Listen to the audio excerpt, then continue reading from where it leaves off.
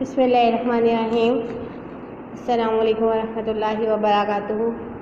9th class اسلامیہ اختیاری ہم پڑھے ہیں، باب 4 ہم شروع کیا ہوا جس میں ہم سیرت طیبہ صلی اللہ علیہ وسلم اور عبد الرسول صلی اللہ علیہ وسلم کے بارے میں ہم نے پڑھا، اور ہم نے انبیاء کرام کی تبلیغی کوششوں کے بارے میں پڑھا۔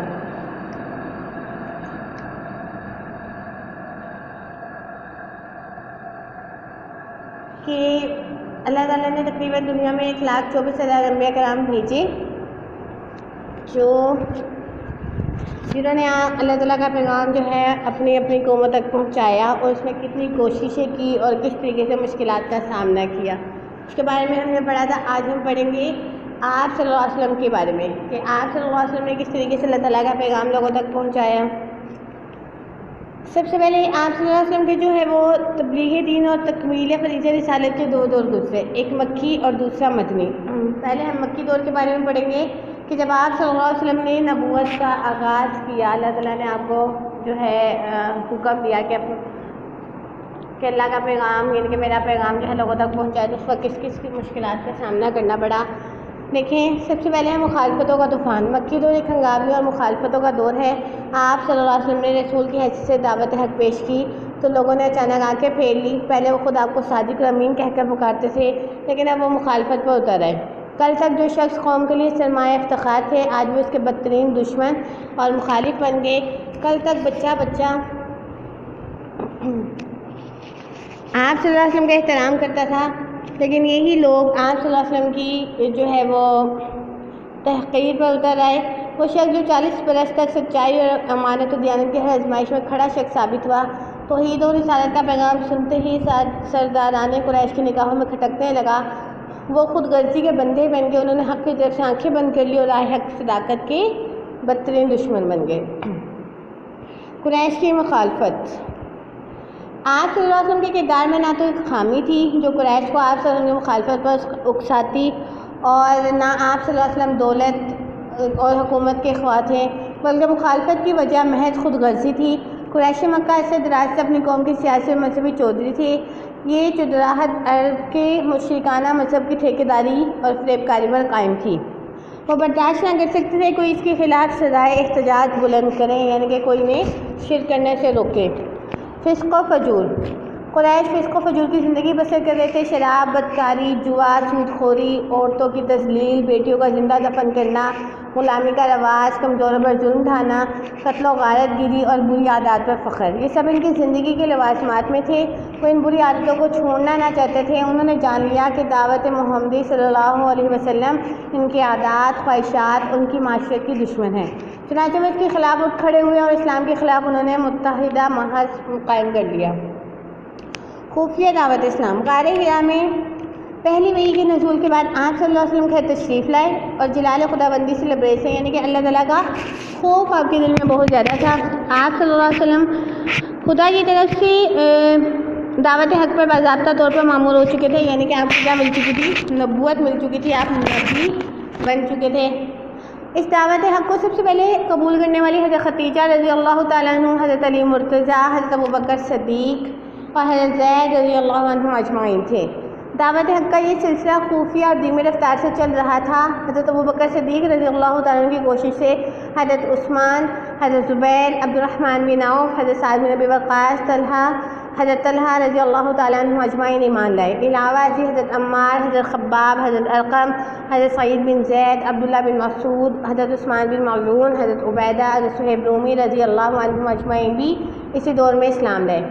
حضرت ابوذر رضی اللہ تعالیٰ عنہ ایمان لانے والوں میں 6 یا 7ویں تھے۔ ان صحابہ میں سے کوئی بھی ایسا نہ تھا جو اعلیٰ درجے کے مذہبی یا قومی منصب پر فائز ہو، اس لیے قریش مکہ نے ان ایمان لانے والوں کو کوئی اہمیت نہ دی اور مذہبی قیادت اور سیاسی سرداری کی قوت کے نشے میں مخمور رہے۔ دعوت عام۔ اب وقت آ گیا تھا کہ لوگوں کو اعلانیہ اسلام کی جانب بلائے تھے۔ حکم خداوندی پہنچا۔ فاصدع بما تؤمر، جو کچھ حکم دیا جا رہا ہے اسے صاف الفاظ میں کہہ دیجیے۔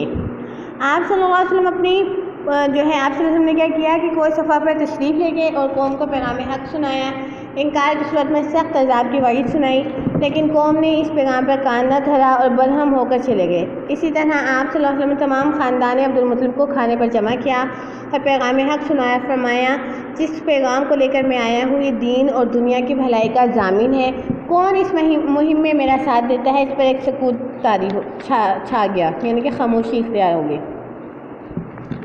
حضرت علی مرتضیٰ نے جو اس وقت 13 برس کے تھے اٹھ کر کہا اگرچہ میری پنڈلیاں کمزور ہیں لیکن میں اس مہم میں آپ صلی اللہ علیہ وسلم کا ساتھ دوں گا۔ آپ صلی اللہ علیہ وسلم کے خاندان نے اسے ایک مذاق اور جنون سمجھا۔ خفیہ نمازیں مخالف ماحول کی وجہ سے آپ صلی اللہ علیہ وسلم اور آپ صلی اللہ علیہ وسلم کے ساتھی شہر سے باہر وادیوں اور گھاٹیوں میں چھپ کر نماز مشرکین مکہ نے ایک بار انہیں دیکھ لیا اور ان حالت نماز میں انہیں برا بھلا کہا۔ ایک مشرک نے تلوار نکال کر سعد بن ابی وقاص کو زخمی کر ڈالا۔ خون کی یہ پہلی دھار تھی جو خاک مکہ پر اللہ کی راہ میں بہی۔ تلواروں کا سامنا، اعلانیہ کلمہ حق پکارنے کا حکم تو آ ہی چکا تھا، اب آپ صلی اللہ علیہ وسلم نے اس تعمیل میں ایک دن حرم کعبہ میں توحید کا اعلان کیا۔ قریش مکہ نے اسے خانہ کعبہ کی توہین سمجھتے ہوئے تلواریں کھینچ لیں۔ حارث بن ابی حالہ آپ صلی اللہ علیہ وسلم کو بچانے دوڑے، وہ تلواروں کی زد میں آ کر شہید ہو گئے۔ اسلام اور کفر کی کشمکش میں پہلی جان تھی جو راہ خدا میں قربان ہوئی۔ دعوت حق کی مخالفت کے طریقے، قریش مکہ نے آپ صلی اللہ علیہ وسلم کے خلاف وہ پروپیگنڈے اور گالیوں کا سہارا لیا۔ کہتے کہ اس شخص کی بات کیوں سنتے ہو، یہ اپنے آباء و اجداد کے دین سے پھر گیا ہے، کبھی کہتے اس کا دماغ خراب ہو گیا ہے معاذ اللہ، کبھی کہتے یہ شخص جادوگر اور کاہن ہے، اور کبھی آپ صلی اللہ علیہ وسلم کو شاعر ہونے کا الزام دیتے ہیں۔ شعرائے عرب آپ صلی اللہ علیہ وسلم کے خلاف ہجویہ یعنی کہ برائی میں اشعار کہتے، اور یہ ساری مہم اس لیے تھی کہ لوگ آپ صلی اللہ علیہ وسلم کی بات نہ سن سکے۔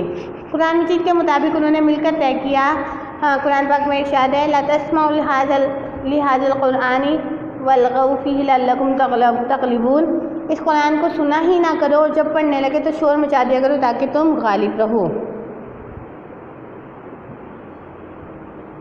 مذاق و تمسخر، مشرکین مکہ آپ صلی اللہ علیہ وسلم کا اور آپ صلی اللہ علیہ وسلم کی تعلیمات کا مذاق اڑاتے، بار بار پوچھتے کہ تمہارے نبی ہونے کی کوئی واضح نشانی کیا ہے، قرآن یہ تھوڑا تھوڑا کیوں نازل ہو رہا ہے، پوری کتاب ایک ہی وقت میں آسمان سے کیوں نہیں اترتی، کبھی کہتے فرشتوں کی جو ہے وہ جھنڈ ان کے سامنے زمین پر آسمانوں کی طرح انسانوں کی طرح اتریں اور خود اللہ تعالیٰ ان کے سامنے ظاہر ہو جائیں، کبھی کہتے کہ تم تو ہماری طرح کے آدمی ہو، گلیوں اور بازاروں میں چلتے پھرتے ہو، کھانا کھاتے ہو، تم کیسے نبی ہو؟ جس طرح آپ صلی اللہ علیہ وسلم کو گزر ہوتا انگلیاں اٹھا کر کہتے احاذ الذی بعث اللہ رسولا، ذرا دیکھنا یہ ہے وہ صاحب جنہیں اللہ نے رسول مقرر کیا۔